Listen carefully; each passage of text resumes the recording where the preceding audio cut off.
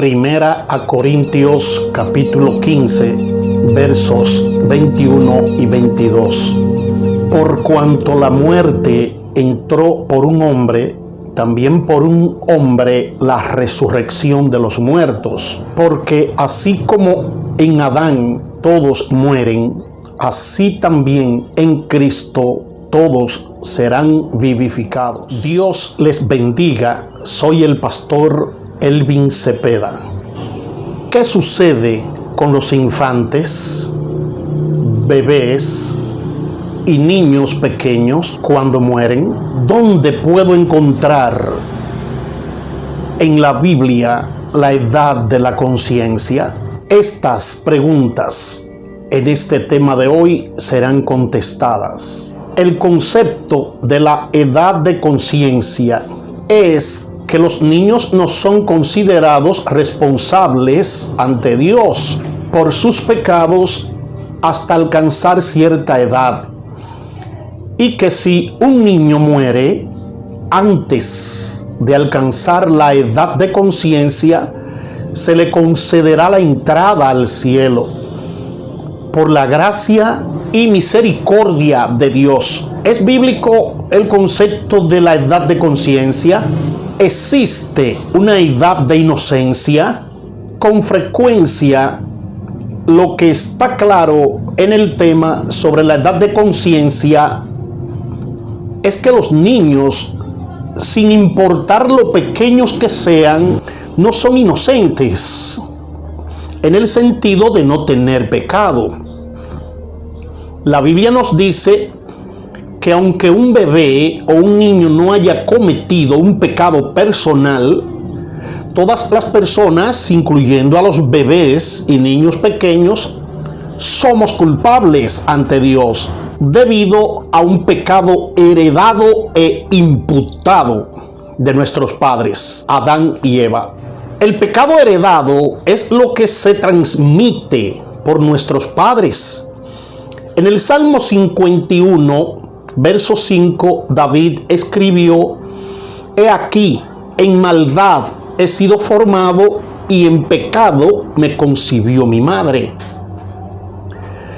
David reconoció que aún desde la concepción él era un pecador. El muy triste hecho de que algunas veces los bebés mueren demuestra que aún los pequeños son impactados con el pecado de Adán, puesto que la muerte física y espiritual fueron el resultado del pecado original. Cada persona, infante o adulto, es culpable ante Dios. Cada persona ha ofendido la santidad de Dios.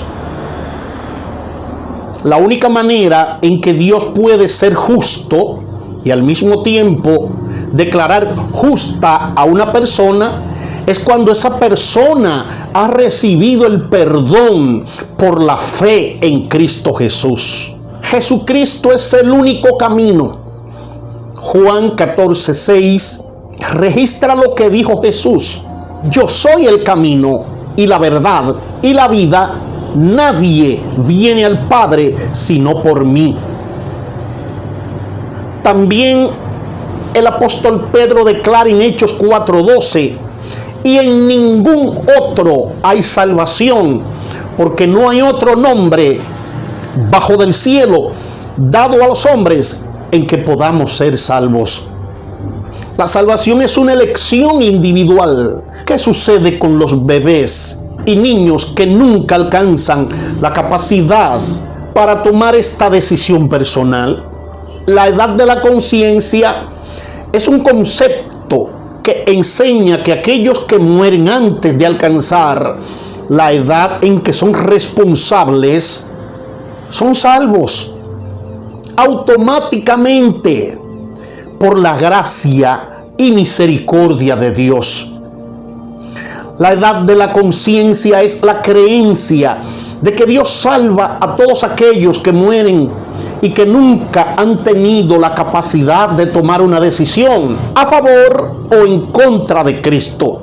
Un versículo que puede hablar de este tema es Romanos 1:20, porque las cosas invisibles de Él, su eterno poder y deidad, se hacen claramente visibles desde la creación del mundo, siendo entendidas por medio de las cosas hechas, de modo que no tienen excusas. Según esto, la culpa de la humanidad ante Dios se basa en parte sobre el hecho de que las personas rechazan lo que pueden ver claramente de la existencia, la eternidad y el poder de Dios. Esto nos lleva a la pregunta de los niños que no tienen la facultad de ver claramente o razonar acerca de Dios. ¿No les daría una excusa su incapacidad natural para observar y razonar? Según los 13 años, es la edad más comúnmente designada como la edad de la conciencia, basándose en la costumbre judía de que un niño se convierte en adulto en esta edad.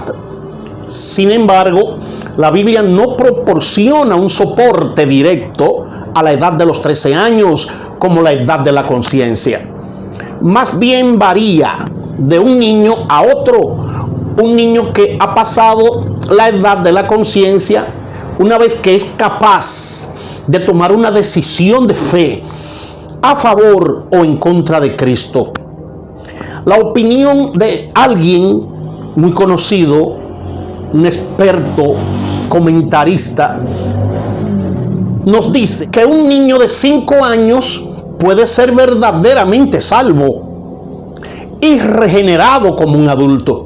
Porque para mí creo que no hay un límite de edad para alcanzar el conocimiento y la responsabilidad. Muchos lo alcanzan más temprano y otros más tarde. Entonces el punto sería a partir de esa conciencia y ese reconocimiento, no importa la edad que el niño alcanzara. También teniendo en cuenta lo anterior, se considera lo siguiente: la muerte de Cristo se presenta como suficiente para toda la humanidad.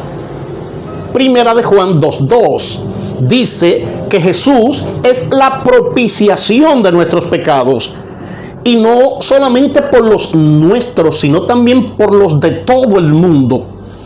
Este versículo es claro en que la muerte de Jesús fue suficiente para todos los pecados, no solo los pecados de aquellos que específicamente han venido a Él en fe. El hecho de que la muerte de Cristo fue suficiente por todos los pecados permitiría la posibilidad de que Dios aplicara ese pago a aquellos que nunca tuvieron la capacidad para creer. Algunos ven un vínculo entre la edad de la conciencia y la relación del pacto entre la nación de Israel y el Señor, donde no se impuso ningún requisito a un niño varón para ser incluido en el pacto que no fuera la circuncisión, que se realizó en el 8º día después de su nacimiento. Éxodo 12, 48 al 50, Levítico 12, 3. La pregunta que surge es: ¿se aplica a la iglesia la naturaleza inclusiva del antiguo pacto? El día de Pentecostés, Pedro dijo: arrepentíos y bautícese cada uno de vosotros en el nombre de Jesucristo para perdón de los pecados, y recibiréis el don del Espíritu Santo.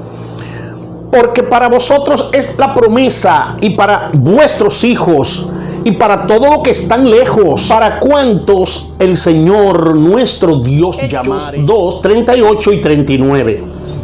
La palabra hijos aquí, teknon, en griego, significa niño, hija, hijo. Hechos 2:39 indica que el perdón de los pecados está disponible para todos. Hechos 1:8, incluyendo a las generaciones futuras. No enseña la salvación de la familia o del hogar. A los hijos de los que se arrepintieron también se les pidió que se arrepintieran. El pasaje que parece identificarse con este tema más que ninguno otro es 2 de Samuel 12, 21 al 23. El contexto de estos versículos es que el rey David cometió adulterio con Betsabé, resultando en un embarazo. Dios envió al profeta Natán para informar a David que por su pecado el Señor había decretado la muerte del niño. David respondió a esto con lamentos, aflicción y oración por el niño. Pero una vez que el niño murió, el lamento de David terminó. Sus siervos se sorprendieron de escuchar esto. Ellos le dijeron al rey David: ¿qué es esto que has hecho? Por el niño, viviendo aún, ayunabas y llorabas, y muerto él, te levantaste y comiste pan. Y él respondió: viviendo aún el niño, yo ayunaba y lloraba, diciendo: ¿quién sabe si Dios tendrá compasión de mí y vivirá el niño? Mas ahora que ha muerto, ¿para qué he de ayunar? ¿Podré yo hacerlo volver? Yo voy a él, mas él no volverá a mí. La respuesta de David puede ser vista como un argumento de que aquellos que no pueden creer están a salvo en el Señor. David dijo que él podría ir al niño, pero que él no podría traer al niño de regreso con él. También igualmente importante es que David parece ser confortado con esto. En otras palabras, David parecía estar diciendo que él vería al niño nuevamente en el cielo, aunque él no lo pudiera traer de regreso. Aunque es posible que Dios aplique el pago de Cristo por el pecado de aquellos que no pueden creer, la Biblia no dice específicamente que Él haga esto.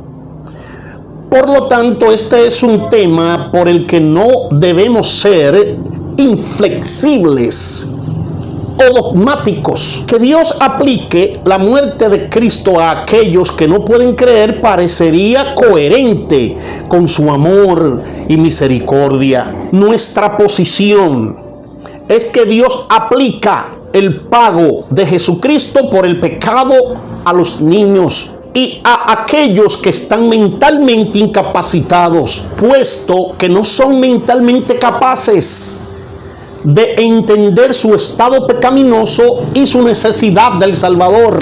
Pero una vez más, tampoco podemos ser dogmáticos. De esto estamos seguros.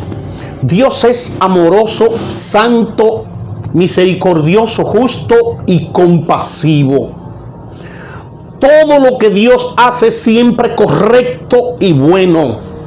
Y Él ama a los niños, incluso más que nosotros. Yo particular creo que los niños al morir son salvos.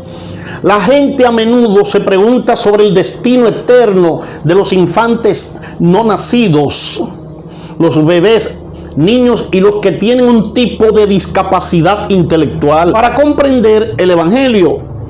Y es muy difícil de responder, puesto que la Biblia no nos ofrece ninguna respuesta explícita, pero con base en varios pasajes, así como una comprensión de la doctrina del pecado, podemos establecer algunas teorías viables que nos lleve a pensar bíblicamente sobre su destino.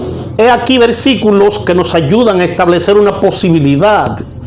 En 2 de Samuel 12:23 vemos cómo el hijo de David que tuvo con Betsabé murió al 7º día, y en su dolor David exclamó: yo voy a él, dando a entender que él creía que el niño fue a la presencia de Dios. David estaba muy seguro que después de él morir estaría reunido con su hijo perdido.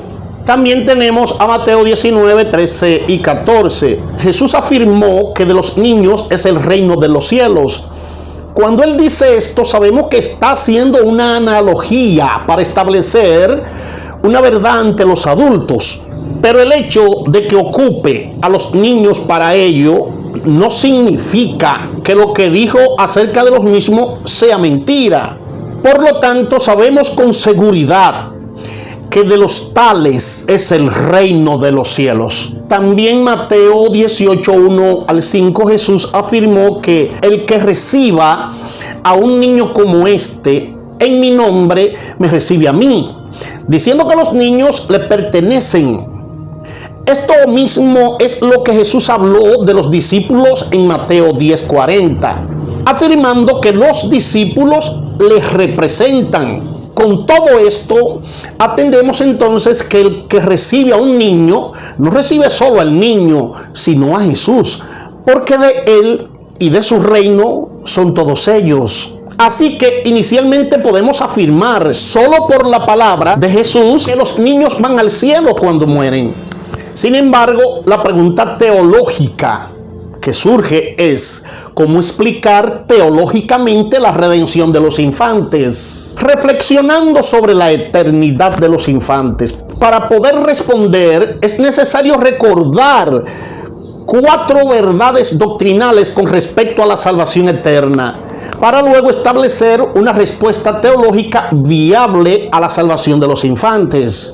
Todos los seres humanos nacemos con pecado. El pecado original, Salmo 51:5, Efesios 2, 2 al 3. El pecado que nos condena es el no creer en Jesús como el Cristo, Juan 3:18, Juan 16, 8 y 9.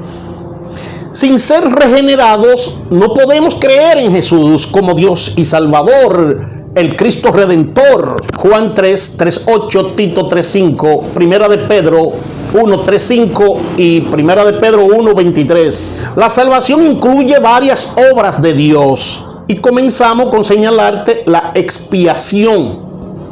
Significa cubrir la multitud de pecado. Isaías 53:10, Romanos 4:7. También tenemos la propiciación, aplacar la ira de Dios sobre los pecados que ahora están cubiertos. Romanos 1:18, Primera de Juan 2:2.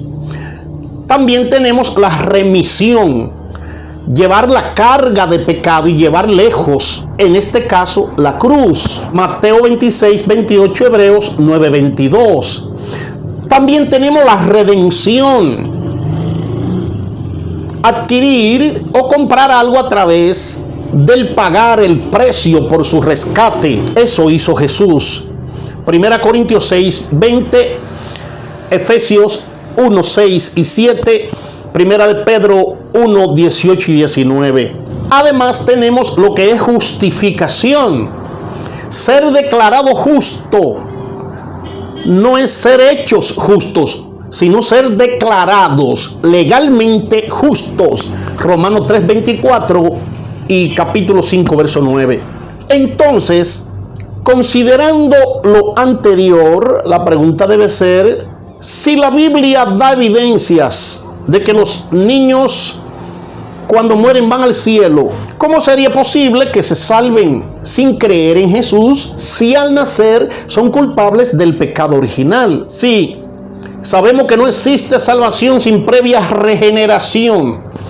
Entonces, para que un infante se salve antes de morir, los niños deberían de ser regenerados y a su vez justificados con base de la obra de Cristo en la cruz. Pero entonces, ¿de qué son redimidos? No pueden ser redimidos del pecado que condena, del no creer en Cristo, porque nunca tuvieron la capacidad de creer, sino que serían redimidos del pecado original únicamente. Por lo tanto, justificados, declarados no culpables por pura gracia de Dios sobre ellos, pues de ellos es el reino de los cielos.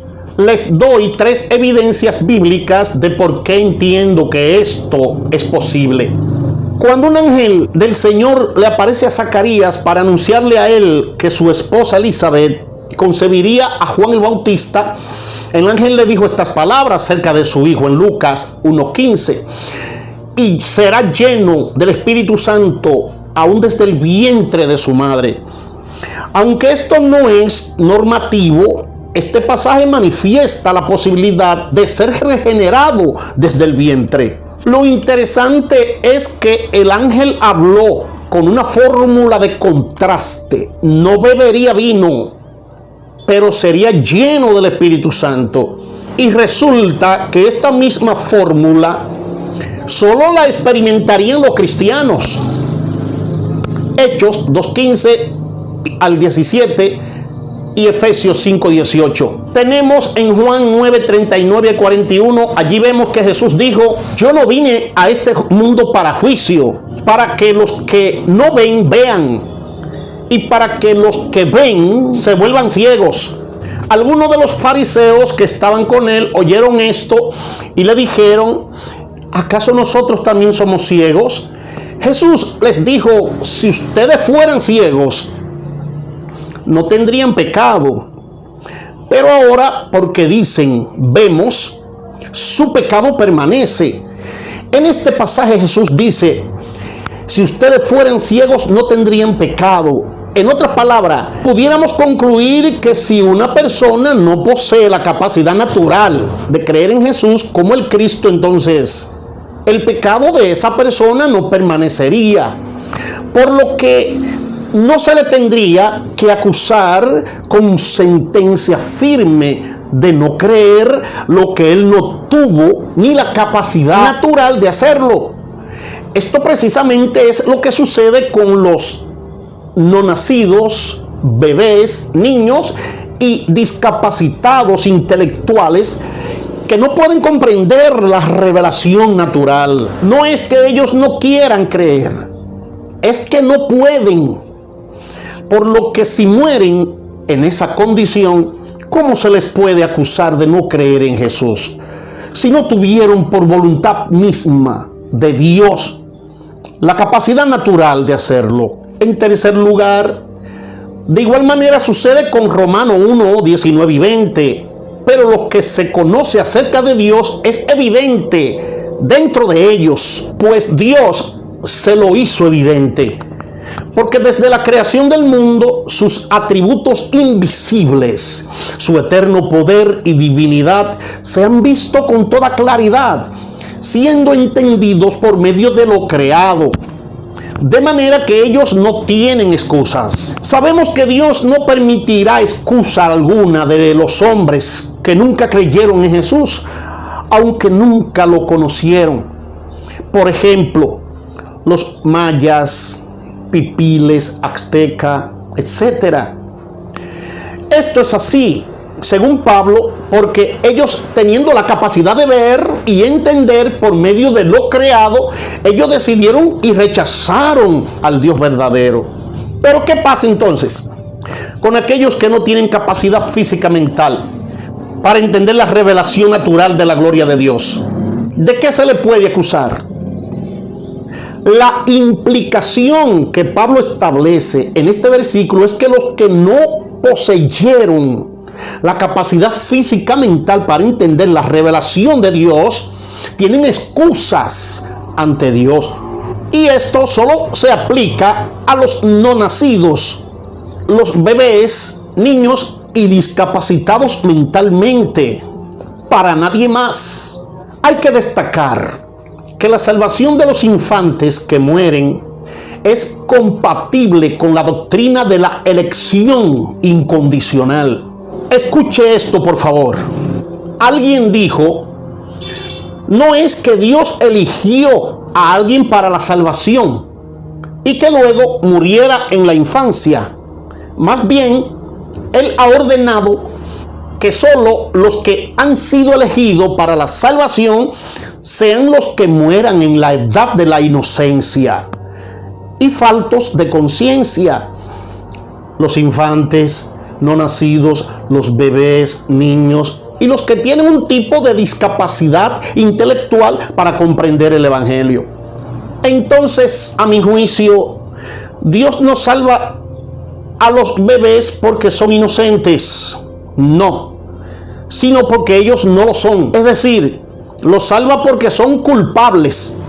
Y es lógico, si no fuera culpable, si alguien es inocente, ¿de qué se le va a salvar?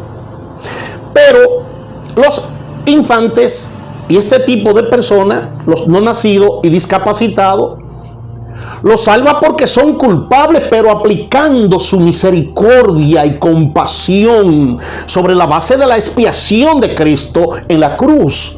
Y los rescata del pecado original heredado de nuestros primeros padres en la creación.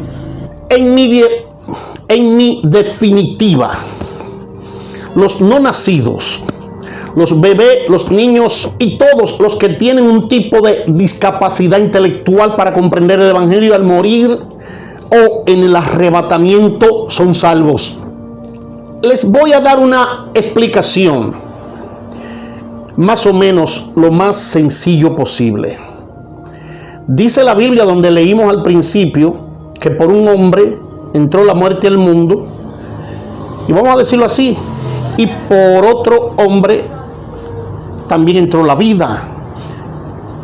Por uno, Adán, el primer Adán, todos mueren.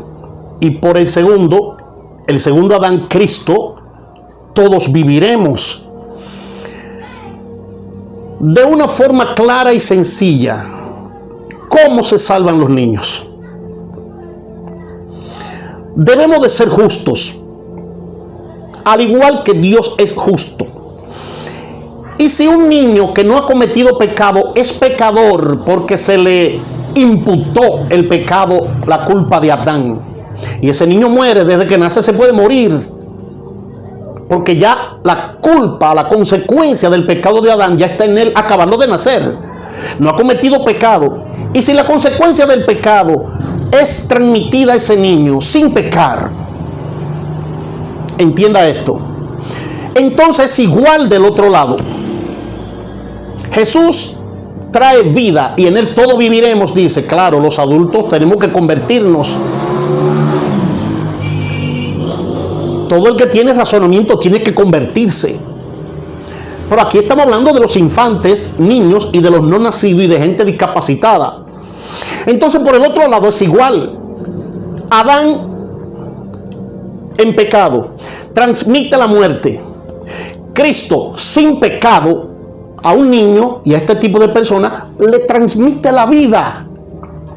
Desde que mueren los niños, los inocentes, los discapacitados, los no nacidos, los bebés, desde que mueren así como se les imputó la consecuencia del pecado de Adán, así también se les imputa la vida del hombre sin pecado, que es nuestro Salvador Jesucristo.